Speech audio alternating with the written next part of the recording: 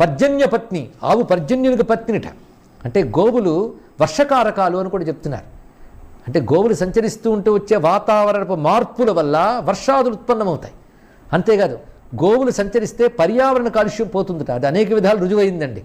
అదే పెద్ద ఇల్లు కట్టుకుని ఒక కారు భవిష్యత్తులో 3 కొంటామేమో అని పెద్ద కారు షెడ్లకు పెట్టుకుని అందులో 10 కుక్కలను పెంచుకుంటూ తిరుగుతూ, అలాగని కుక్క ద్వేషణ కానుసమండి. వాటి మర్యాదలు వాటుకుంటే వాటి గొప్పతనం కూడా వాటుకున్నది. సభ్యచ్చ స్వపతిభ్యశ్చవో నమః నమస్కరించే జాతి భారత జాతి. అని కుక్కలు వాటి గొప్పతనము ఉన్నది, కానీ వాటి స్థానములు వాటుకుంటాయి.